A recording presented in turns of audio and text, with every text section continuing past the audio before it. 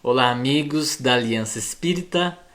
Nós estamos comemorando mais um ano de publicação do Livro dos Espíritos e hoje eu vou falar um pouquinho sobre o Allan Kardec, ou melhor, sobre o Hippolyte Rivail.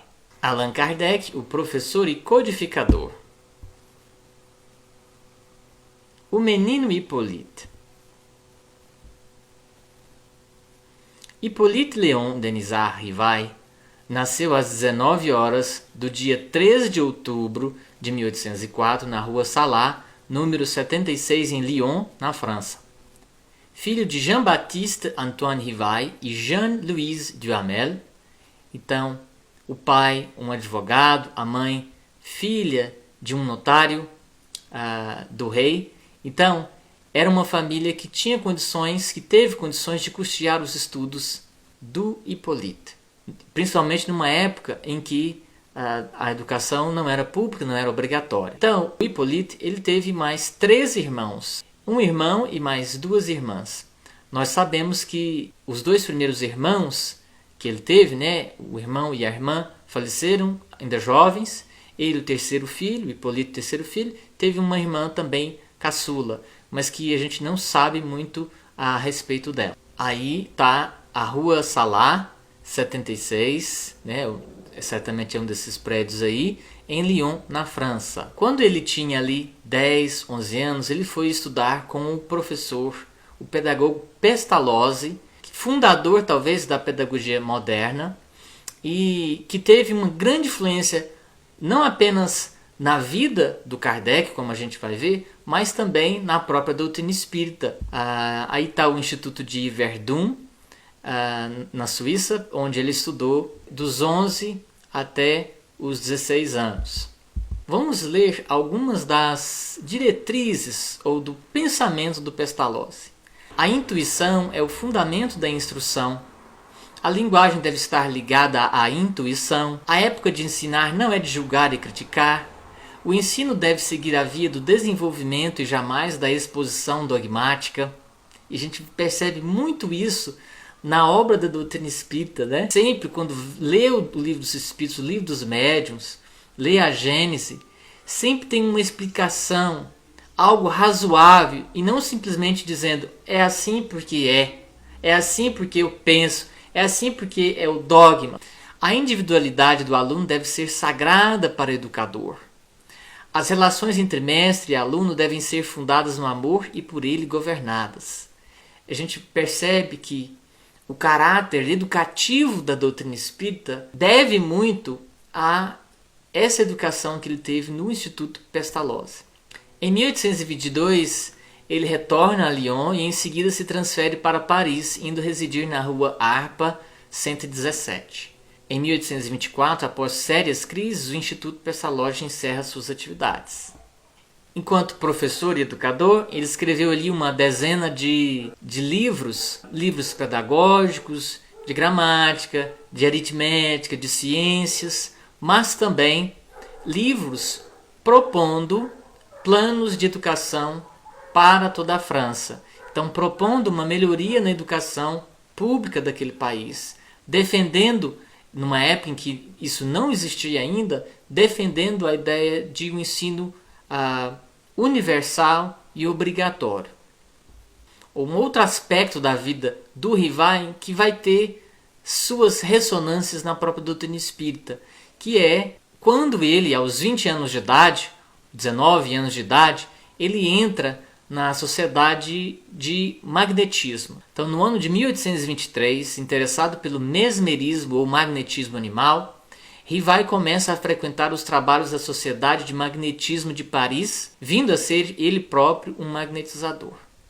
Então, ele fazia parte de várias sociedades de ciências, de história, da educação, de diretores, de línguas, ele que falava várias línguas, e também se vincular a essa sociedade de magnetismo. Tão importante para nós a doutrina espírita, Então, se a gente for pensar no passe, no próprio passe, como uma magnetização, como um tratamento por magnetização, a própria mediunidade, o próprio conceito de mediunidade, a importância do magnetismo para essa matéria que é a mediunidade para nós, certamente veio aí dessa experiência do Kardec como magnetizador. Vamos falar um pouco sobre a esposa de Kardec. Então, a Amélie Gabrielle Boudet é o nome da esposa. Ela nasceu em 23 de novembro de 1795. Então, ela era aí, uns 9 anos mais velha do que o Kardec. Ela era professora de letras e belas artes e trabalhou junto com o Kardec. Então, é provável que eles tenham se conhecido no trabalho. E ela publicou os livros Contos Primaveris, Noções de Desenho, O Essencial em Belas Artes. Eles se casaram em Paris em 6 de fevereiro de 1832. Ela desencarnou em 21 de janeiro de 1883, já bem velhinha. A missão.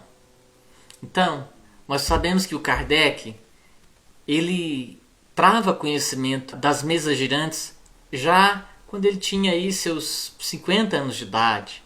As mesas girantes surgiam aí como algo a atrair a curiosidade das pessoas com um passatempo. O Kardec, que na época era ainda o professor Hippolyte Rivail, ele, em 1854, o Sr. Fortier fala sobre o fenômeno das mesas girantes para ele. A partir de seus conhecimentos de magnetismo, ele acha o fenômeno normal. Olha, certamente essas mesas elas estão se movendo devido ao fluido magnético animal. Só que algum tempo depois ele reencontra o mesmo Sr. Fortier, que lhe informa que além de se mover a mesa responde às perguntas.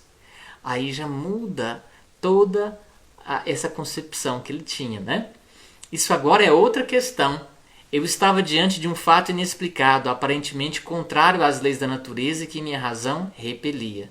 Então, não fazia sentido ele pensar que a mesa respondia às perguntas. Então, em 1855, janeiro, o Sr. Carlotti fala da intervenção dos espíritos para ele. Olha, ele falou, olha, essa mesa está dizendo que eles são chamados de espíritos. Então, em maio de 1855, foi o primeiro contato dele direto com as tais mesas girantes na casa da senhora Pleine Maison.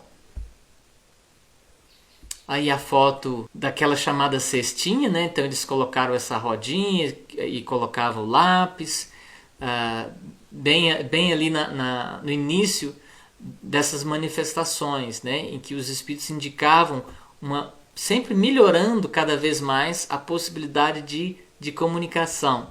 Também aí uma ilustração das mesas, que todos tocavam as mãos, os dedos, né? Era mais ou menos assim. Outra ilustração. Aí já uma fotografia em que a gente vê uma mesa se levantando, né? Mais outra fotografia. Então, a partir daqueles encontros, o Hippolyte Rivail, ele abordou a nova ciência da seguinte forma. Ele viu que ali, diante dele, estava todo um campo novo de estudos.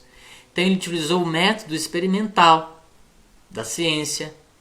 Ele vinha sem teoria pré-concebida, porque embora falassem para ele, olha, eu sou o espírito tal, eu sou fulano de tal, ele não ia acreditando em tudo que lhe falavam. Então, era sem pré-concepção. Então, não sabia se era um espírito, se era o fluido magnético, se era alguma trapaça daquelas pessoas. Se propôs a estudar sem pré-julgar aquilo que ia ser estudado. Observava, comparava, deduzia consequências. Dos efeitos remontava as causas por dedução e encadeamento lógico dos fatos. Então, a partir daí, ele descobriu que os espíritos não possuem a plena sabedoria nem a ciência integral, como nós bem vemos no Livro dos Espíritos. O simples fato da comunicação provava a existência do mundo invisível. As comunicações permitiam conhecer o estado desse mundo. Então aí, as capas originais dos 5 livros mais importantes publicados já pelo Allan Kardec, Livro dos Espíritos em 1857, o Livro dos Médiuns em 1861, o Evangelho segundo o Espiritismo em 1864, o Céu e o Inferno em 1865 e a Gênese em 1868. Aí outras obras também publicadas pelo Kardec, Instrução Prática sobre as Manifestações Espíritas, 1858, O que é o Espiritismo, 1859, O Espiritismo na sua expressão mais simples, em 1862, Viagem Espírita, também em 1862. Aí uma ilustração do Palais Royal, onde se encontrava ali a Galeria de Orleans, onde foi fundada a Sociedade Parisiense de Estudos Espíritas. Foi fundada em 1º de abril de 1858, né? Um ano ali, quase um ano depois da publicação do Livro dos Espíritos. Então, em 31 de março de 1869, houve uma ruptura de um aneurisma devido a esforços físicos. Então, que esforços físicos eram esses? Escrever, né, gente? Responder aquelas centenas, milhares de correspondências que chegavam para ele a todo momento. Escrever a Revista Espírita, que não falhava em nenhum mês. Escrever as obras básicas da doutrina espírita. Enfim, era um trabalho extremamente extenuante.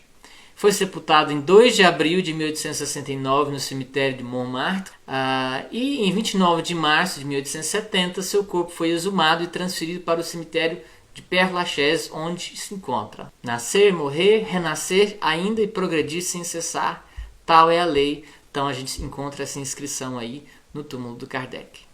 Eu quero agradecer a todos que assistiram e desejar um bom resto de semana para vocês. Que Jesus nos abençoe hoje e sempre. Obrigado.